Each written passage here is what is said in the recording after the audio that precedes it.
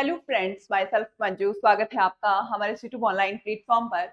और जैसा कि आप सभी स्टूडेंट्स को पता है कि हम सीएसएनएट एग्जामिनेशन जून 2025 को टारगेट लेकर चल रहे हैं। और इसमें हमने एक यूनिट स्टार्ट कर रखी है, ऑक्सीडेशन एंड रिडक्शन, जिसमें ऑक्सीडेशन को हम कंप्लीटली कवर कर चुके हैं कि जो रिएजेंट ऑक्सीडेशन में काम में आते हैं उन सारे रिएजेंट्स को हम कवर कर चुके हैं। और आज हम डिस्कस करने वाले हैं रिडक्शन। और रिडक्शन में वन बाय वन करके हम सारे रिएजेंट्स को कवर करने वाले हैं। और देखिए, जो भी स्टूडेंट फर्स्ट टाइम हमारे साथ इंटरेक्ट हो रहे हैं तो मैं आपको बता दूं, मैं हूं आपकी एजुकेटर फॉर सीएसएनएट केमिकल साइंस। हमारे चैनल पर सीएसएनएट केमिकल साइंस की भी प्रिपरेशन होती है। इसके अलावा ऑल स्टेट पीजीटी एग्जामिनेशन की भी प्रिपरेशन होती है। तो जो भी स्टूडेंट सीएसएनएट एग्जामिनेशन की प्रिपरेशन कर रहे हैं या फिर पीजीटी एग्जामिनेशन की प्रिपरेशन आप कर रहे हैं तो आप हमारे साथ जुड़ सकते हैं। और यूट्यूब पर जितनी भी हमारी क्लासेस होती है वो बिल्कुल फ्री क्लासेस होती है। और इन फ्री क्लासेस की जो पीडीएफ है वो आपको हमारे टेलीग्राम चैनल पर मिलेगा। तो डिस्क्रिप्शन बॉक्स में टेलीग्राम लिंक भी अवेलेबल है, जहां से आप हमारे टेलीग्राम चैनल को भी ज्वाइन कर सकते हैं। और देखिए, सीएसएनएट एग्जामिनेशन जून 2025 के लिए हमने टेस्ट सीरीज लॉन्च की है, जिसमें 30 माइनर टेस्ट है और 10 यहाँ पर मेजर टेस्ट है। और अप्रॉक्स 3000 क्वेश्चंस का लाइव डिस्कशन जेआरएफ अड्डा ऐप पर होगा। तो आप आज ही डाउनलोड कर सकते हैं जेआरएफ अड्डा ऐप। तो स्टार्ट करते हैं हम आज का हमारा सेशन। तो जल्दी से आप सभी स्टूडेंट्स लाइव आ जाएं। और आज हम रिडक्शन स्टार्ट करने वाले हैं, और जिसमें सबसे फर्स्ट जो रिडक्शन है वो है वॉल्फ-किर्चनर रिडक्शन। तो ये रिडक्शन क्या होता है, किस तरीके से होता है, इसकी क्या मैकेनिज्म रहती है, और इसमें स्पेसिफिक कौन सी रिएक्शंस है जो आपको ध्यान में रखनी है। तो देखिए, सबसे पहले तो अगर हम बात करें वॉल्फ-किर्चनर रिडक्शन की, तो इसमें होगा क्या कि ये जो कार्बोनाइल ग्रुप है, ये किस में कन्वर्ट हो जाएगा।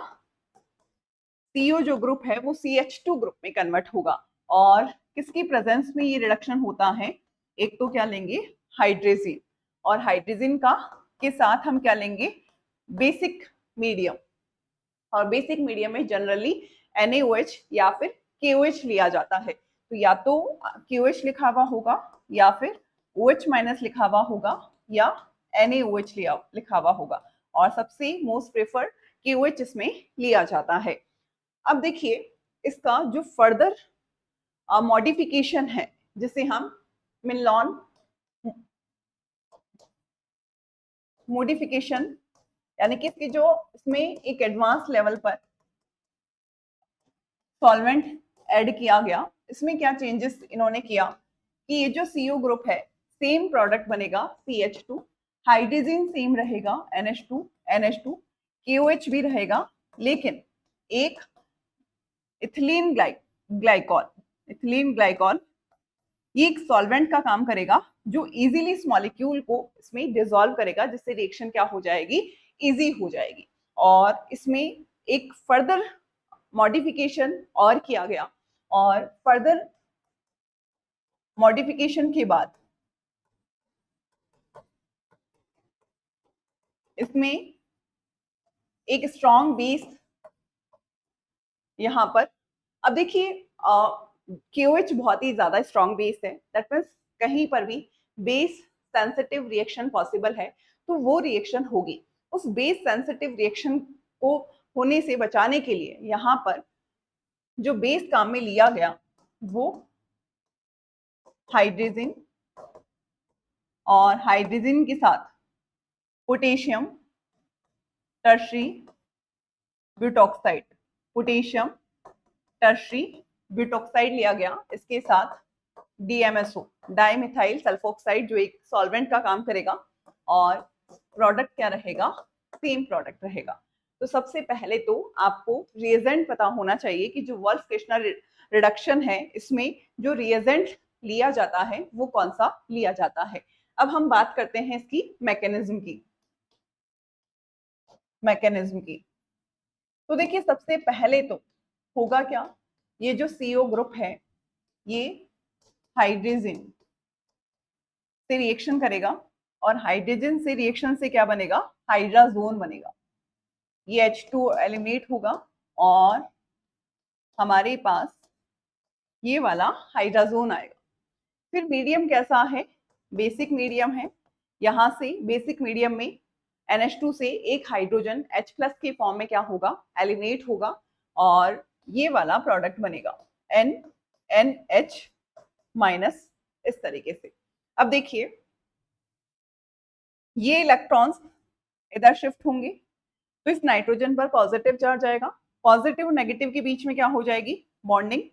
दैट मीन्स ये वाला मॉलिक्यूल इस मॉलिक्यूल में कन्वर्ट होगा, इस कार्बन पर नेगेटिव चार्ज कार्बेनाइन, ये नाइट्रोजन, नाइट्रोजन डबल बॉन्ड और ये हाइड्रोजन, इस तरीके से।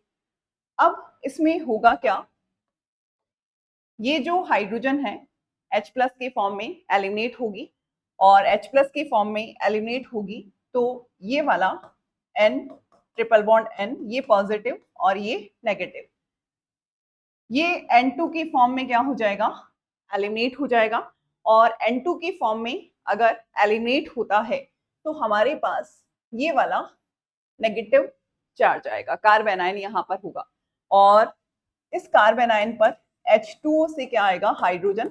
दैट मीन्स ये वाला रिडक्शन के बाद फाइनल प्रोडक्ट होगा।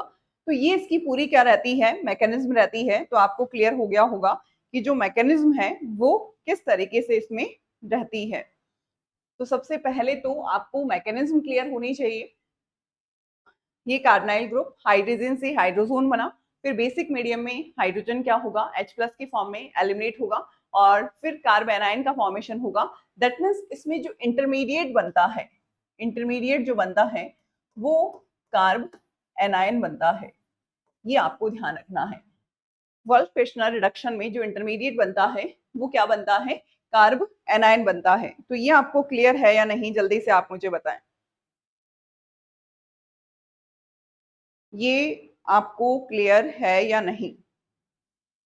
और वैसे ये जो स्टेप है ये 2 स्टेप में होता है। जैसे ये जो नेगेटिव चार्ज है H2O की प्रेजेंस में हाइड्रोजन और ये N ट्रिपल बॉन्ड N, ये एलिमिनेट हो जाएगा, वापस से क्या बनेगा, कार्बोनाइन और फिर H2O। तो मैंने यहाँ पर डायरेक्टली लिख दिया है H2O की मॉलिक्यूल की प्रेजेंस में इस नेगेटिव चार्ज से क्या अटैच होंगे, हाइड्रोजन अटैच होंगे। बाकी ये 2 स्टेप में कंप्लीट होता है।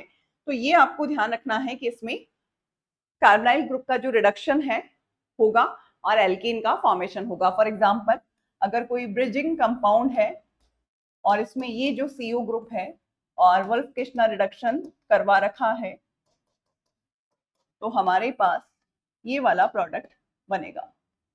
सेम अगर ये वाला साइक्लोहेक्सेनॉन प्रोडक्ट है, रिएक्टेंट है और इसमें NH2 QH रिएजेंट हमने लिया तो ये साइक्लोहेक्सेन में कन्वर्ट होगा।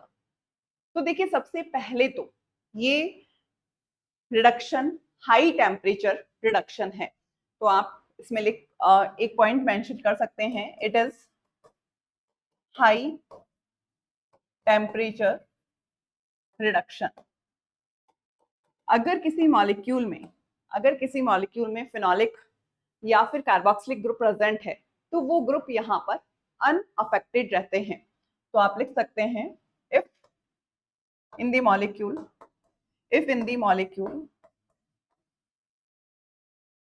carboxylic and phenolic group are present, then it will be unaffected। और देखिए इसमें हाई मॉलिक्यूलर वेट कंपाउंड को भी रिड्यूस किया जा सकता है। That means high molecular weight compound also can be reduced, ये भी आप पॉइंट मेंशन कर सकते हैं। High molecular weight compound also can be reduced, ये भी आपको ध्यान में रखना है।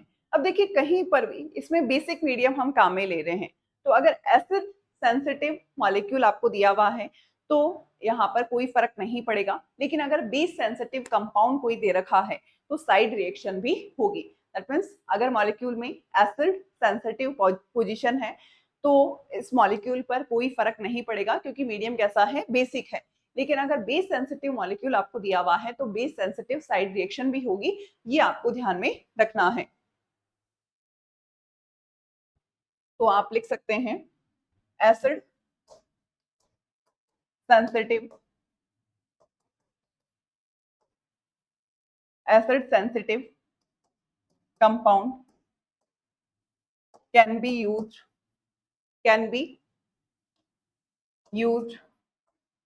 in this method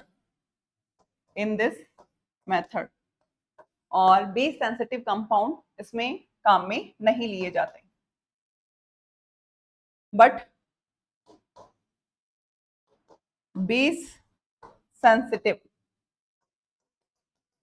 compound not used in this method, ये आपको ध्यान में रखना है। अब इसके कुछ क्वेश्चंस हम देखते हैं। फॉर एग्जांपल ये वाला क्वेश्चन है, देखिए सबसे पहले तो मीडियम कैसा है, बेसिक है।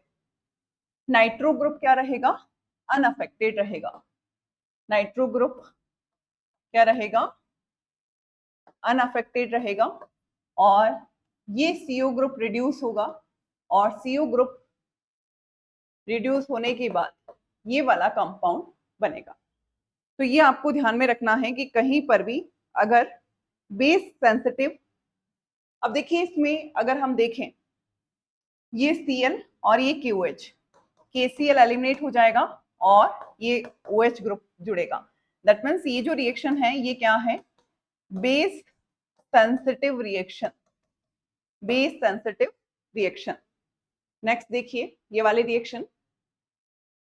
अब इसमें क्या होगा, ये सबसे इंपॉर्टेंट है। अभी हमने देखा कि मैकेनिज्म के दौरान इस CO ग्रुप पर नेगेटिव चार्ज कार्बेनाइन का फॉर्मेशन हो रहा था इस तरीके से। इधर क्या होगा, कार्बेनाइन का फॉर्मेशन होगा और ये Cl क्या है, एक बेस्ट लिविंग ग्रुप है। तो ये इलेक्ट्रॉन इधर शिफ्ट होंगे और Cl ग्रुप एलिमिनेट होगा और इससे ये वाली एल्कीन का फॉर्मेशन होगा। तो ये आपको ध्यान में रखना है कि इसमें अगर CO ग्रुप के पास कोई लिविंग ग्रुप प्रेजेंट है तो उसमें नेगेटिव चार्ज अटैक करके लिविंग ग्रुप का क्या होगा, एलिमिनेशन होगा और एलिमिनेशन के बाद फाइनल प्रोडक्ट बनेगा। तो ये CSNET एग्जामिनेशन में क्वेश्चन पूछे जाते हैं और उसके बेसिस पर आपको आंसर देना होता है और ये रिएक्शन वोल्फ-किर्चनर रिडक्शन में सबसे ज्यादा इंपॉर्टेंट है। दैट मीन्स अगर ये CO ग्रुप आपको दे रखा है, CH3 आपको दे रखा है, N-मिथाइल 3+ आपको दे रखा है और आपको इसमें प्रोडक्ट बताना है, तो जल्दी से आप इस क्वेश्चन को सॉल्व करें। अब देखिए बेसिक मीडियम है, ये एक लिविंग ग्रुप है। दैट मीन्स यहां से क्या होगा, एलिमिनेशन होगा और एलिमिनेशन के बाद जो प्रोडक्ट बनेगा वो ये वाला प्रोडक्ट होगा। ये CO ग्रुप का रिडक्शन होकर ये CH3 और इधर इस एल्कीन का क्या हो जाएगा, फॉर्मेशन हो जाएगा, क्योंकि बेसिक मीडियम में ये as a leaving group eliminate होगा और as a leaving group elimination से इस एल्कीन का फॉर्मेशन होगा। तो आपको क्लियर हो गया होगा कि वोल्फ-किर्चनर रिडक्शन में जो सबसे इंपॉर्टेंट रिएक्शन है वो कौन सी है और किस तरीके से इसमें। और देखिए अभी जो हमने रिएक्शन पढ़ी थी, ये जो एलिमिनेशन है ये E2 एलिमिनेशन है। कौन सा एलिमिनेशन है, E2 एलिमिनेशन है। नेक्स्ट देखिए सेम आपको ध्यान रखना है कि CO ग्रुप के पास कोई लिविंग ग्रुप है तो हमेशा और हमेशा जो प्रोडक्ट बनेगा वो इस तरीके से प्रोडक्ट होगा। ये नेगेटिव चार्ज, ये लिविंग ग्रुप, ये इलेक्ट्रॉन इधर शिफ्ट होंगे और लिविंग ग्रुप एलिमिनेट हो जाएगा और इस वाली एल्कीन का फॉर्मेशन होगा, ये वाली एल्कीन बनेगी। सेम मान लीजिए कि आपको ये वाला क्वेश्चन दिया हुआ है। सबसे पहले तो हाइड्रोजन पेरोक्साइड की प्रेजेंस में क्या होगा, एपॉक्सीडेशन होगा। ये जो प्रोडक्ट है ये क्या है, A है। अब इसके बाद क्या दे रखा है आपको, हाइड्रोजन दे रखा है और हाइड्रोजन के बाद क्या दे रखा है, KOH दे रखा है। तो आप सब जानते हैं हाइड्रोजन वुल्फ किर्शनर रिडक्शन में नेगेटिव चार्ज आता है, नेगेटिव चार्ज आएगा तो इस CO ग्रुप की जगह नेगेटिव चार्ज ये वाला हो गया, ये एपॉक्साइड हो गया, ये इलेक्ट्रॉन इधर शिफ्ट होंगे और ये इलेक्ट्रॉन इधर शिफ्ट होंगे। दैट मीन्स ये डबल बॉन्ड इस वाली पोजीशन पर आ जाएगा और ये ऑक्सीजन माइनस, और ये जो ऑक्सीजन माइनस है कंटेनर में H+ आयन प्रेजेंट है। दैट मीन्स जो फाइनल प्रोडक्ट होगा वो ये वाला प्रोडक्ट होगा। तो ये वुल्फ किर्शनर रिडक्शन है जो आपको ध्यान में रखना है, और ये जो रिडक्शन है वो अपने आप में इंपॉर्टेंट रिडक्शन है। आपको सबसे ज्यादा इसमें ये ध्यान रखना है कि अगर कार्बोनाइल ग्रुप के पास कोई लिविंग ग्रुप है तो वहां पर आपको उसके अकॉर्डिंग एलिमिनेशन करवाना है और एल्कीन का फॉर्मेशन करना है। और वन बाय वन करके हम सारे रिडक्शन में काम आने वाले जो रिएजेंट्स है उनको हम कवर करेंगे। और रिडक्शन बहुत बड़ा टॉपिक है और ऑक्सीडेशन और रिडक्शन से आपके एग्जाम में कई क्वेश्चंस बनते हैं, तो आपको ऑक्सीडेशन रिडक्शन वाली यूनिट को बहुत अच्छे से एग्जामिनेशन के लिए प्रिपेयर करके जाना है।